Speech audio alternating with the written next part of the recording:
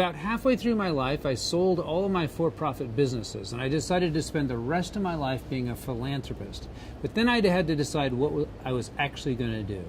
I'm passionate about nature. I was invited to Mozambique, a country in southern Africa, by the government to help them with their national park system. Mozambique has tremendous biodiversity, and it has a flagship national park called Gorongosa. Gorongosa was created in 1960, and in the 60s, Gorongosa had the largest density of large fauna on the entire continent of Africa. But then, Gorongosa and the entire nation of Mozambique suffered through 30 years of war. First, there was a war of liberation from Portugal, and then there was 15 years of civil war. One of the armies based themselves in the national park. They hid there, and they ate nearly all of the animals. They shot the elephants. They traded the ivory for weapons. They laid landmines. They destroyed all of the park infrastructure.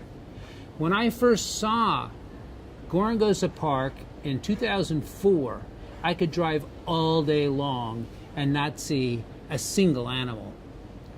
In 2008, I signed a contract with the government of Mozambique to co-manage the park. So this is a public-private partnership.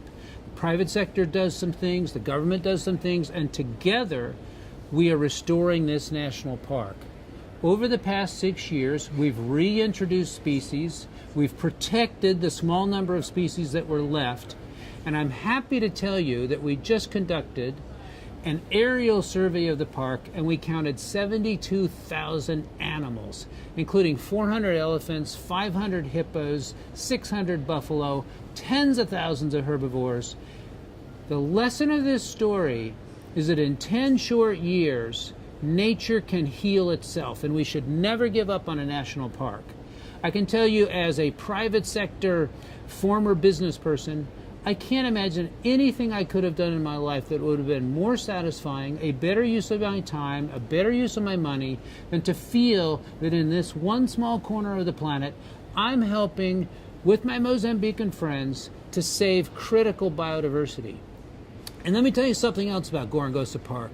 It's not just the 400,000 hectares of precious nature we're protecting, but around the park is 600,000 hectares in something we call a buffer zone, where 200,000 people of the poorest people you ever meet live.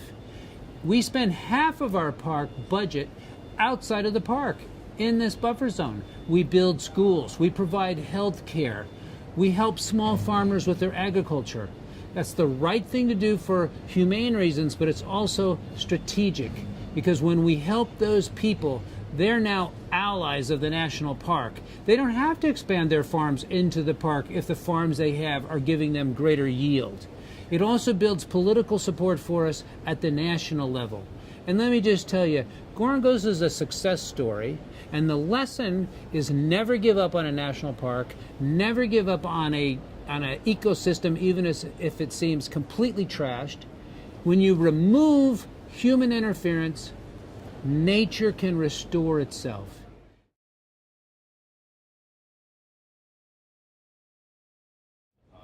The big challenge is this. First of all, when you show up in a very remote place, whether it's Africa or some other nation, you've got to slow yourself down. You've got to bring patience. And it's really critical that you empower the local people to do the work. We have 400 employees at Gorongosa National Park. 98% of them are Mozambican. It wouldn't have made sense to bring outsiders in and do all the work. What's the point? This is Mozambique's national park. They need to be the leaders. They need to run the departments. So we provide education for them. We send young Mozambicans to college. We give them a chance to come back. They're the leaders of the park. Someday we'll all be gone. That's okay. Mozambique will be prepared to do this.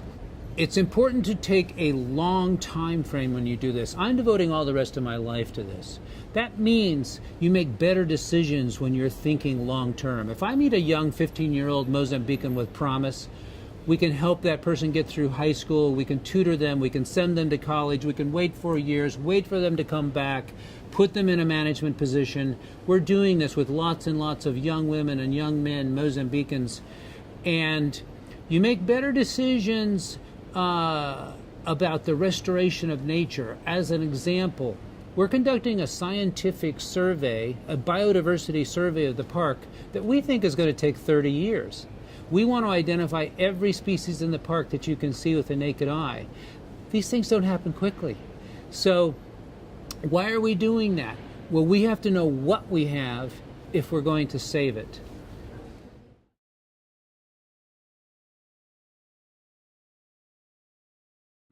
I would say to any business person out there who has sold their business, who's wondering what to do with their life, go and adopt a national park. Go and adopt a protected area.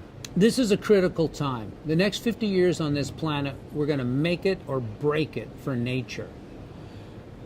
We can either expand the protected area system, we can make the national parks that we have work with good management, or we can see a lot of it slip away. We have climate change that we're fighting. We have the rapacious activity of the extraction industries, tearing apart forests, digging open pit mines.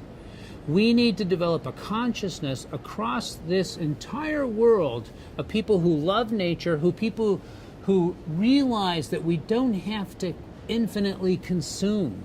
We can live on less, and we can be happier living on less.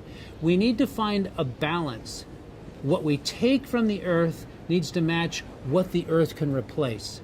Developing that consciousness of sustainability is something that I believe can happen. We're moving in that direction, but it's going to be vigilant, it's going to be educating young people, and it's going to be remaining hopeful even as we recognize the challenges.